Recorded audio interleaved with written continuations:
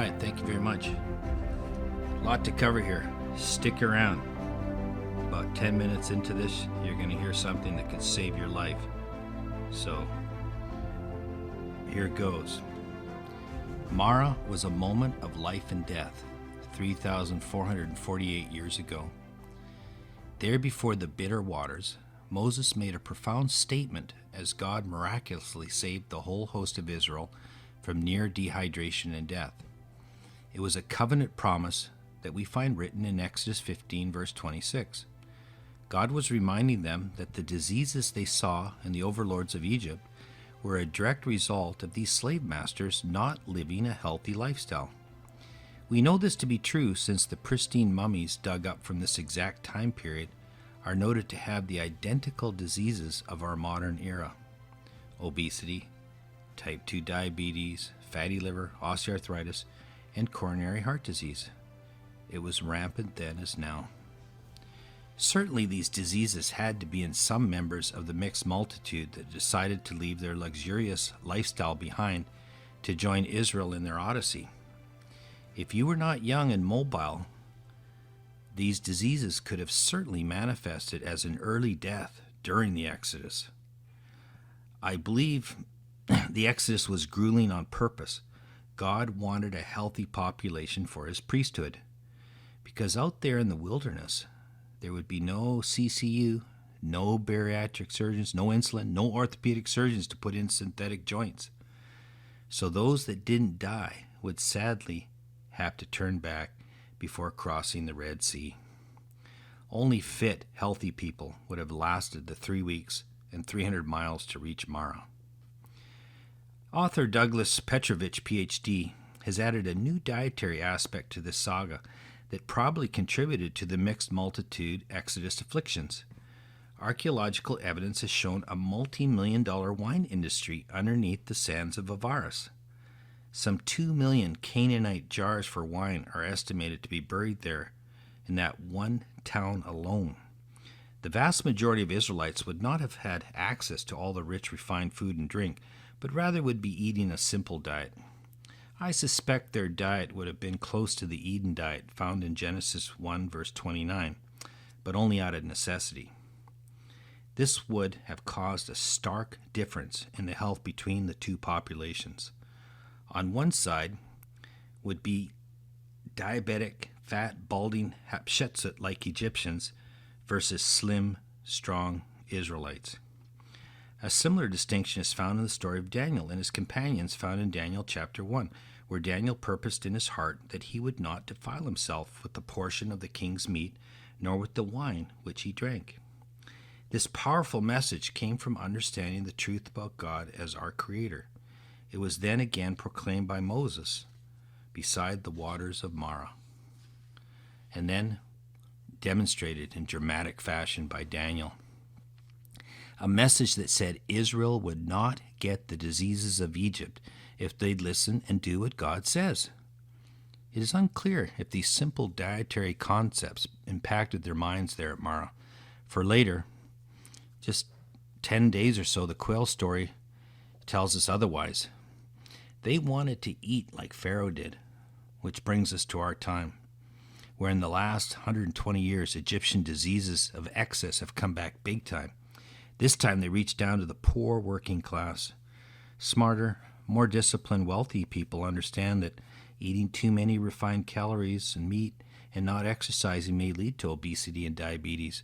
Coronary artery disease, on the other hand, is a little more mysterious. Despite huge advances in science, it remains poorly understood.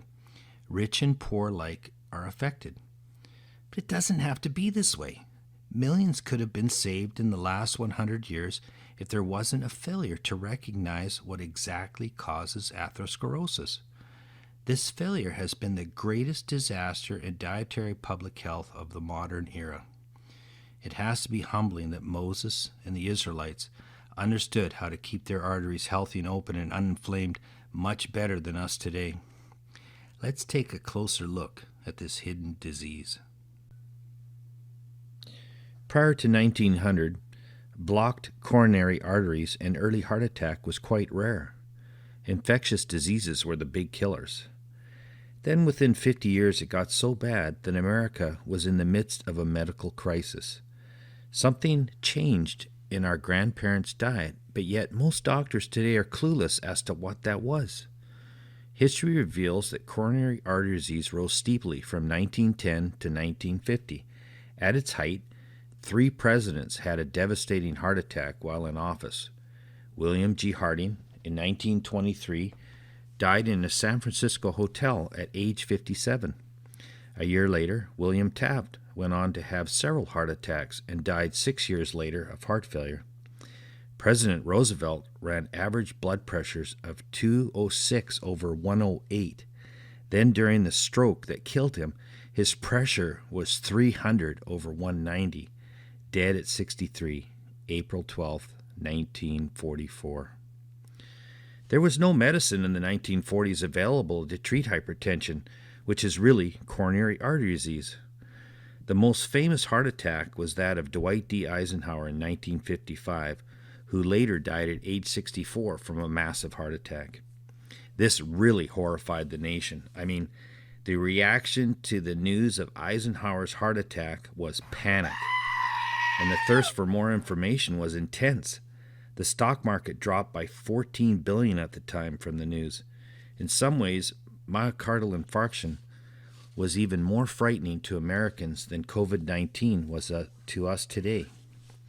Heart attack had become the leading cause of death, and it was all blamed on cigarette smoking.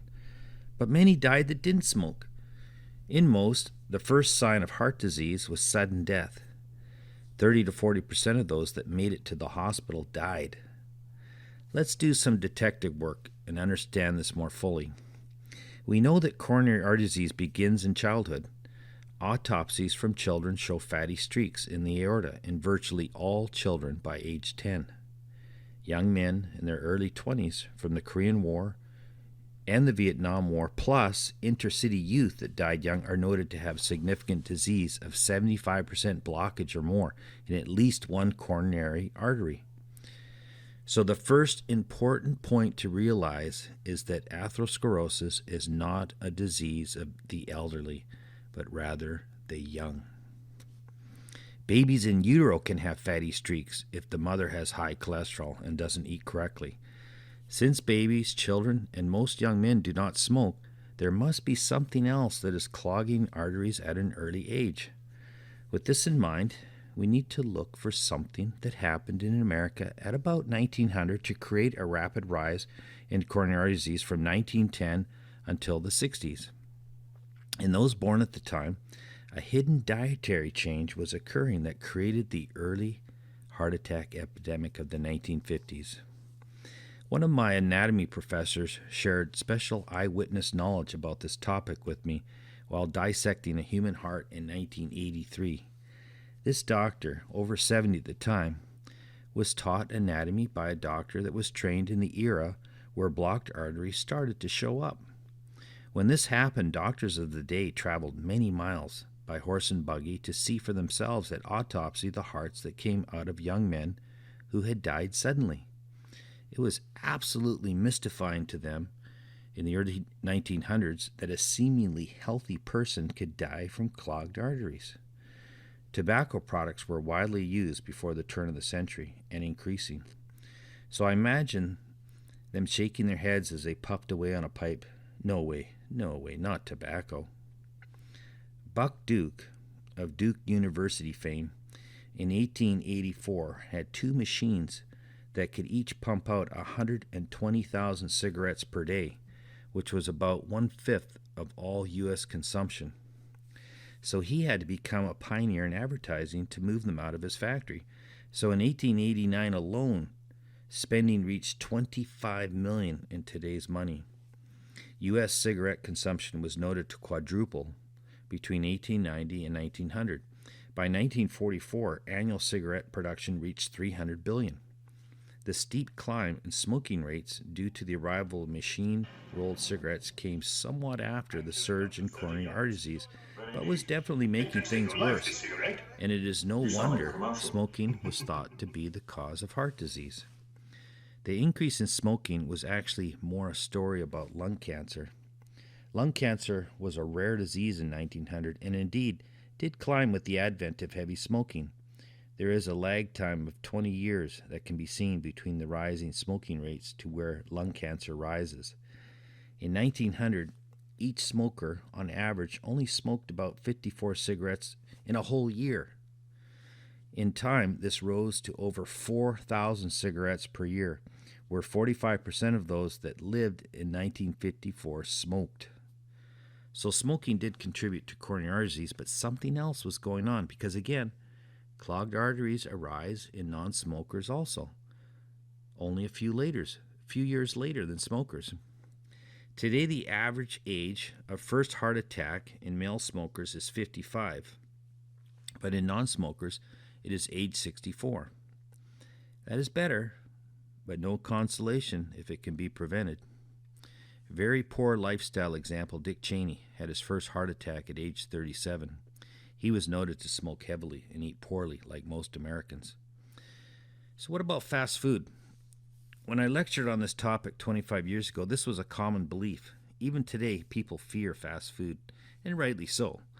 But we have to be more specific. That is, if true, we need to know what is or isn't in fast food that did it. Is it sugar, meat, cheese, salt? Bill Clinton, labeled the fast food junkie king, freaked everyone out in 2004 when shortly after turning 58 was found to have all 4 major coronary arteries clogged, and he had to undergo a 4-way bypass. He remained weakened, and by age 63, 2 stents had to be placed. Bill loved McDonald's. But absent from our timeline, the first restaurant didn't open until 1948. White Castle had been around since 1916. A&W started in 1921. So again, the surge in fast food intake was after the uptick in coronary artery disease. We need to find something that began in 1900 or shortly before and rose steadily until about 1960. This is based on the science of most people showing about a 20 to 30 year lag time from coronary artery disease risk factors until having a heart attack. In high-risk individuals, heart attacks occur after 4 to 5 decades of life. Coronary artery disease thus shortens a population's lifespan. And in those that survive, clogged artery-related disability rises considerably. I will talk about this more later, but now, the answer to what happened in America to create this mess. Drum roll, please. Between 1870 and 1890, the modern practice of milling flour using steel rollers became extremely popular. This commercial process not only milled flour at high speed, but also enabled millers to separate the different parts of the wheat kernel. Thus, flour could be produced much more quickly, and millers could cut out the bran and the germ and use only the soft endosperm. So here's the second key point. It is the removal of germ and bran from the American diet that caused millions to lose their lives much too soon, and in those that survived to have severe disability from heart failure, stroke, kidney failure, and dementia.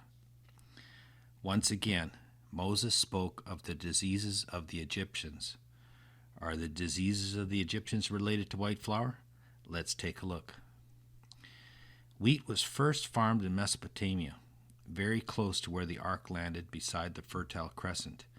Indeed, ancient Egyptians have the earliest recorded example of humans seeking a finer texture for flour. Around 3000 BCE, the Egyptians began sifting flour using hand sieves. This helped separate the coarser parts of wheat grains from the finer grains, in essence creating the first version of white flour. Achieving this finer flour was a time-consuming process, and typically only royalty could afford it. Similar practices have been used by many cultures across the centuries. For example, in medieval England, various cloths of differing weaves were used to sift flour in a process known as bolting. With this finer flour, lighter and more exquisite baked goods could be produced, but only for those who could afford it. Sinful man has a great desire for white flour. This pent-up desire eventually led to automated production of very fine white flour that the common household could more easily afford. The problem with this flour is that it didn't include any wheat germ oil. But no problem for the flour company, since that made it far more shelf-stable as well as more attractive as a pure white versus the grayish white of hand-sifted white flour or stone-ground flour. We're talking big bucks here. More money could be made. Within about 10 years of the introduction of commercial steel roller mills, many stone grinding mills across Europe and North America went out of business. They couldn't compete with the efficiency of modern mills or the public desire for white flour. In the 1890s, women baked 90% of the bread in the American home. By 1930, that number was reversed, with 90% of bread being baked in factories by men and then shipped to stores. Everyone wanted a little bit of royalty in their home. The public wanted bread to be as white as possible, so the process of chemical bleaching started, which was a process that destroyed even more of the few remaining nutrients of the endosperm. It got so out of control that a political connection of bread to whiteness, industrialization, and patriotism was so glaring that it ignited the hippie generation of pre-woke America. Studies estimate that by the 1930s, the average American was only getting 1/3 of the amount of thiamine as compared to when stone ground flour was the only variety available. Disease zombies began to appear on the streets, so the government in 1941 had to mandate adding 8 nutrients to white bread to help prevent all forms of nutritional deficiency, such as pellagra, beriberi, iron deficiency, rickets, etc. That first disease leads to dementia and diarrhea, with rash on the skin and mouth. The second disease, beriberi, has symptoms of loss of appetite, weakness, pain in the limbs, shortness of breath, and swollen feet and legs. Those deficiency diseases were the only ones that were obvious, but many others were hidden and took time to show up, like coronary artery disease. Many nutrients, first thought non-important, have later been shown critical to good health. And then many nutrients are unknown. Sliced bread came into being in 1928. Mothers loved it and never turned back, since it was so convenient for making sandwiches. By 1941, 85% of all bread was industrialized, and by 1958, 98% of all bread sold in the United States was white bread. That was the peak of insanity. And then the reversal of all this began in 1960 onwards. It was a great American story of people waking up, just as they did to many harmful things, such as racism and smoking. Smart mothers began to look for breads with more of the middle germ and outside bran, because that's where the magic ingredients are hidden. It wasn't until the late 90s that researchers proved that you need the whole kernel. Bread has to include the outside of grain and the very middle. The very first medical study that I saw in the literature was about 1996, and it showed that a 10-gram increase in cereal fiber in the elderly cut heart attack rates by 20%. I was amazed. The missing substances in refined grain products were clearly found to prevent coronary heart disease and a host of other ailments. We now know that consumption of refined carbohydrates, that is white flour, white rice instead of the whole grain counterparts, is the cause of almost all disease and disability in America. I don't want to bore you with copious amounts of facts and details, so I'll try and make this simple. The world consumes 37% of all calories in the form of wheat or rice, but sadly, we Americans consume 37% of our calories as fat and sugar. The average American eats about 5.5 servings of grain-based carbohydrate a day, but unfortunately, it is highly refined. Here is a pie chart of where those empty bread carbs are coming from. Looks like mostly bread, pizza, and dessert. There is no benefit from these foods. What we need is at least 3 servings of whole grain. What is a serving, you ask? Well, this is where you have to pay attention. A serving is 1 slice of bread, a 1/2 cup of cooked rice or pasta, or a cup of cereal. Europe seems to use 30 grams to designate a serving of whole grain. Our government likes using the term 1 ounce for a slice of bread. Recall that 1 ounce of gold equals 31 grams as a troy ounce, so 1 ounce, 30 grams is the same thing. Even so, I will stick to using the term serving rather than ounces or grams. The big question then becomes, is my serving that I'm putting in my mouth actually whole grain or whole rice? How close is the food I'm eating to their original form? We want 100% whole wheat, but is the yeast bread 100%? Or that tortilla? Was the flour used really what they say it is? Trust me, just buying bread is extremely difficult. As a physician looking at the labeled ingredients, I find it very confusing. Whole wheat flour can mean anything.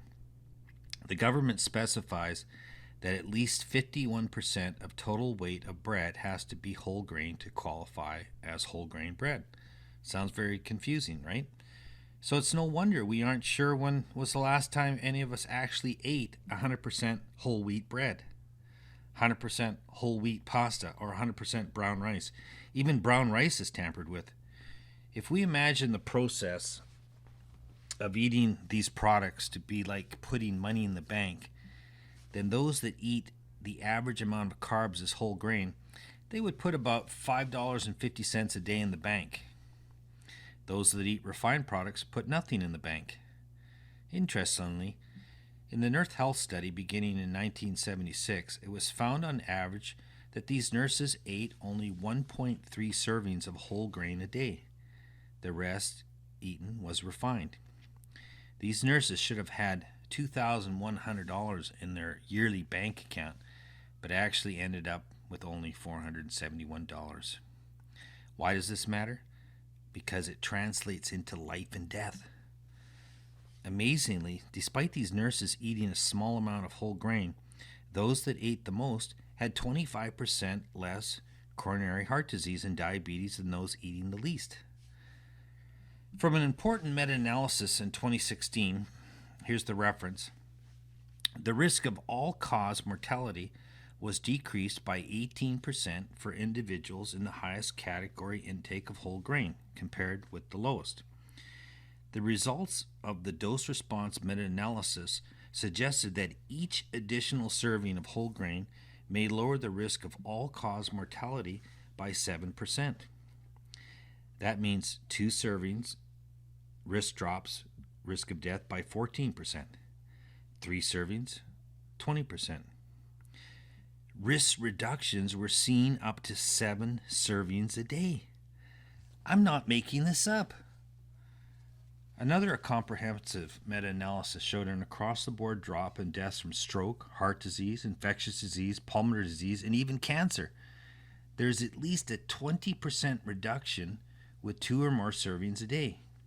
In this analysis, they defined 2 servings as 60 grams. Remember, 1 ounce or 30 grams of whole grain is a slice of bread. Diabetes mortality dropped almost 60% with 2 or more servings of whole grain. This is absolutely amazing. Drug companies would go nuts for such results. But sadly for them, whole grain is very cheap and easy to cook. Almost everyone is put on a lipid-lowering agent these days. Do you know that these drugs have absolutely no benefit in all-cause mortality when they're given to high-risk individuals without known disease? Stunning, right?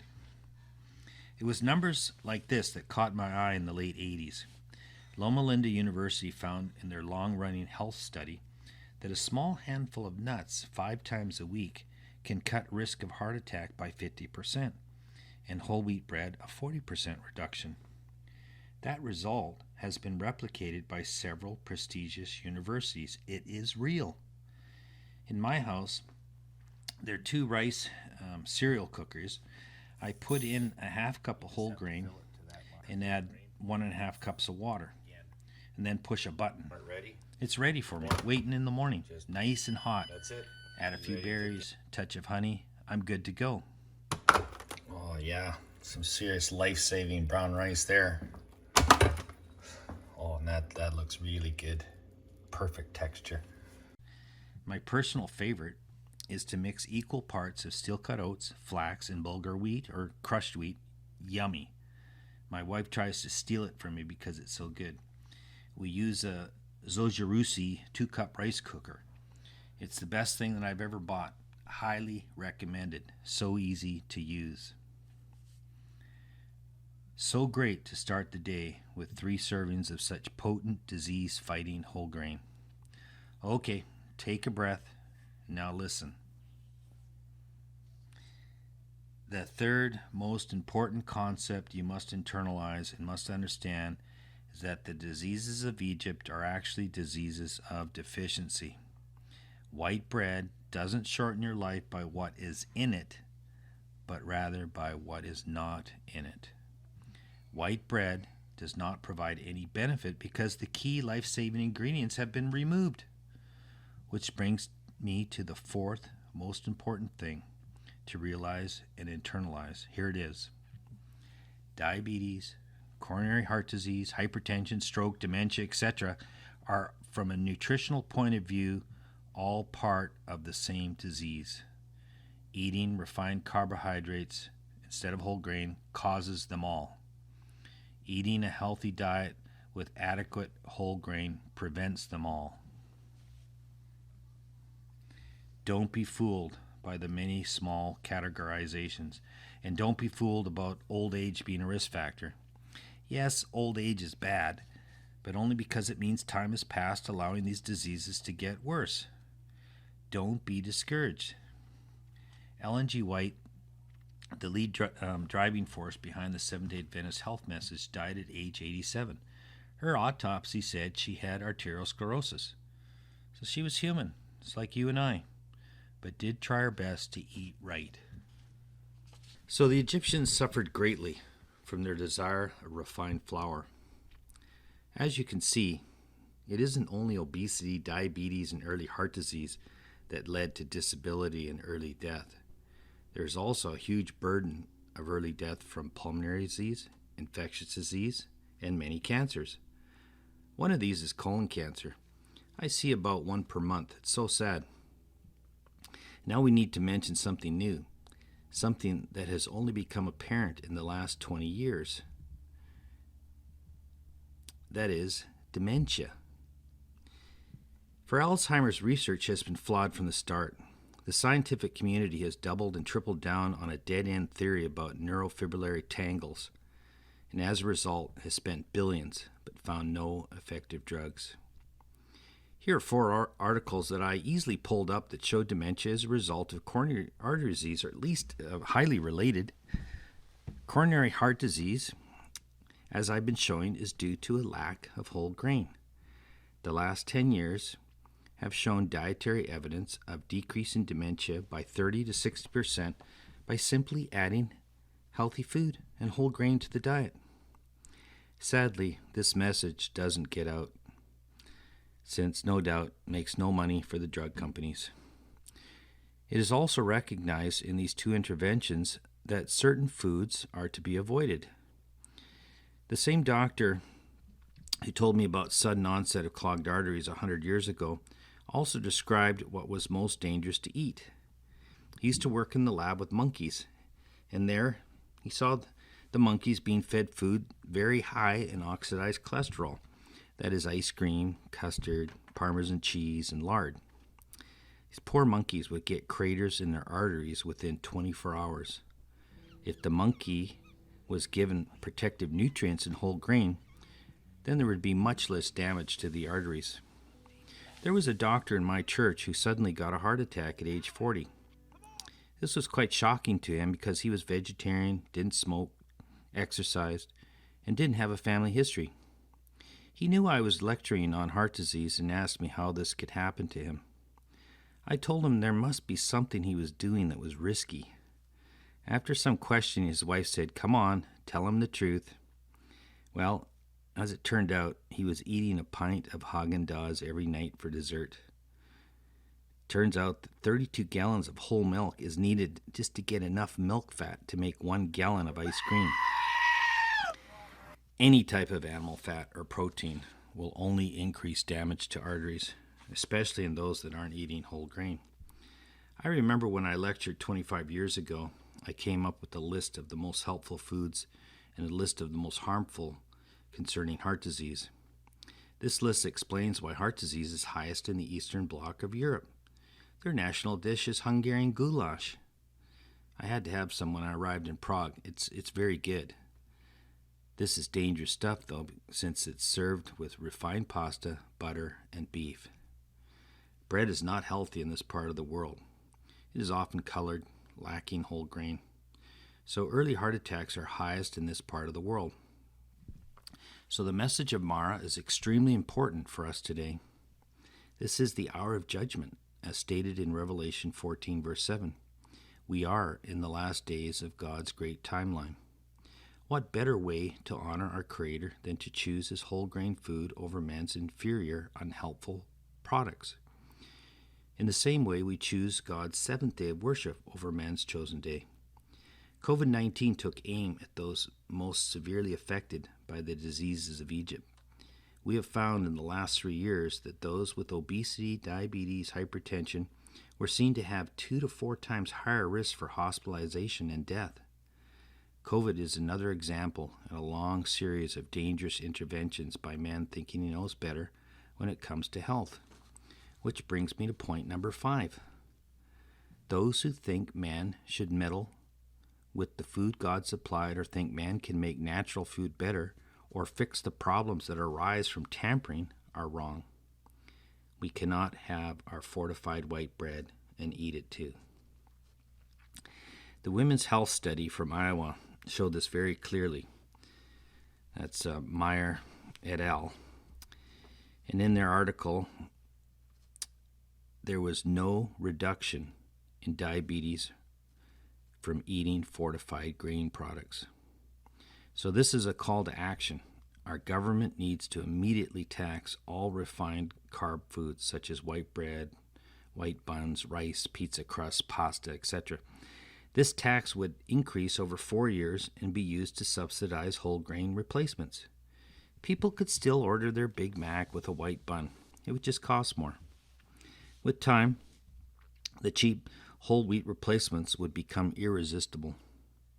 There's no time to lose.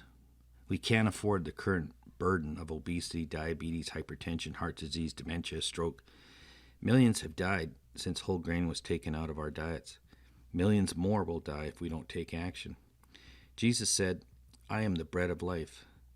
But we are also told in Deuteronomy 8:3 that man doesn't live by bread alone, but man lives by every word that comes from the mouth of the Lord. Whole grain is very important, but the process of salvation is paramount in getting us to want to eat better.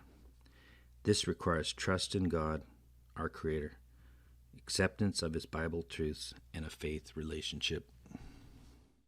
So in summary, the sifting of whole grain began in Egypt 5,000 years ago.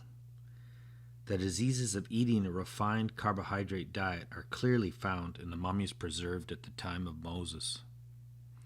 At Marah, Moses warned the congregation of Israel that they did not have to suffer from these diseases if they would hearken unto the laws and statutes of God. America began to abandon these basic health laws 120 years ago, and then very rapidly there was a rise in unnecessary disease and death. Later, many listened, and we saw steep declines in heart disease and stroke due to less smoking and an increase in whole wheat bread consumption. Unfortunately, these gains have stalled, with new records being set regarding obesity, diabetes, fatty liver, and now dementia. This is overloading our healthcare systems. We can do better. Too many people are listening to kooky quacks on TV and YouTube that say all kinds of crazy, harmful things to sell their books. Okay, let's move on to our next lectin offender, grains. Although they may be delicious, most grains are just overflowing with lectins. So it's really best to nix them from your diet completely. This means And the type of cheese I would recommend is called Parmigiano. Now, I probably did not pronounce that exactly like I should, but the American translation from Italian is Parmesan. Don't be deceived. Hopefully, the diseases that started in Egypt will end in our time, especially in those that trust in God and hearken unto his advice given at Eden, reminded by Moses at Marah, and kept by Daniel. In my next video, Marah chapter 4, from Marah to Battle Creek, Michigan, I will discuss how the patent for Kellogg's cornflakes was handed on a platter to the Seventh-day Adventist Church, but was rejected by church prophetess Ellen G. White. 50 years ago, this seemed very embarrassing because the church missed out on millions in profits to further the work. But was it? Stay tuned. I'm Donald Trump, and I approve this message. I'm not going to comment on it because I don't know the detail. I don't even want to know.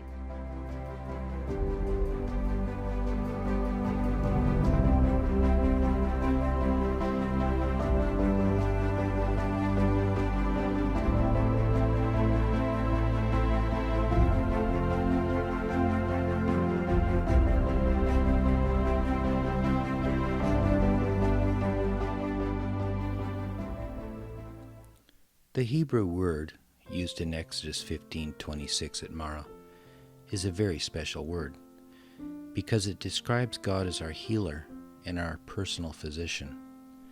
This word in this text, given at this spot, is used only once in the whole Bible. Ropeka. God is our physician, our healer. In contrast, the physicians of Egypt are described in Genesis 50 verse 2 using a different word, Heropium. These physicians were fully entrusted with the task to embalm Israel, the father of Joseph. Israel lived to 147, so undoubtedly was quite healthy until he died.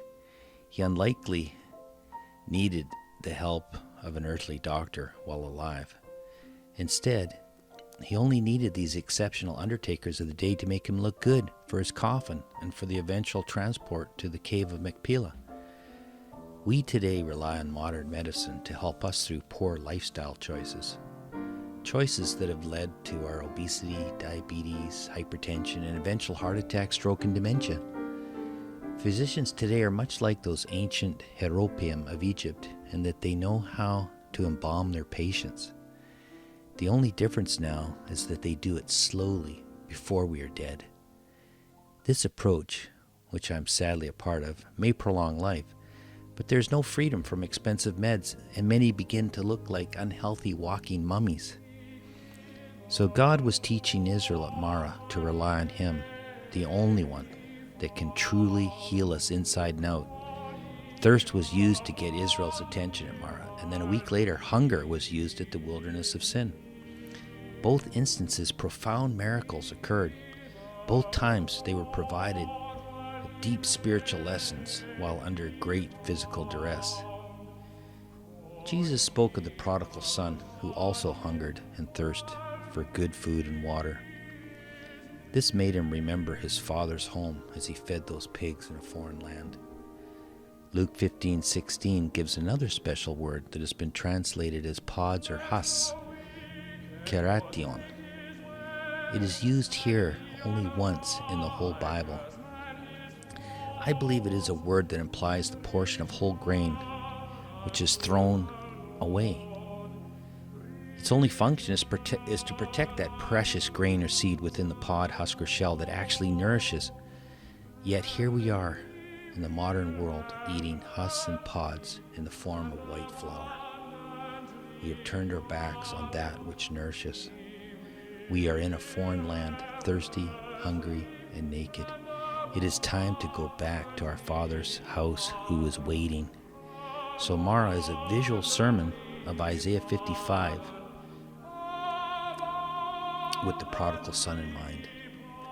Come, all of you who are thirsty, come to the waters, and you who have no money, come buy and eat. Come buy wine and milk without money and without cost. Why spend money on what is not bread? and your labor on what does not satisfy. Listen to me, and eat what is good, and you will delight in the richest of fare. Listen that you may live. Seek the Lord while he may be found. Call on him while he is near. Let the wicked forsake their ways, and the unrighteous their thoughts.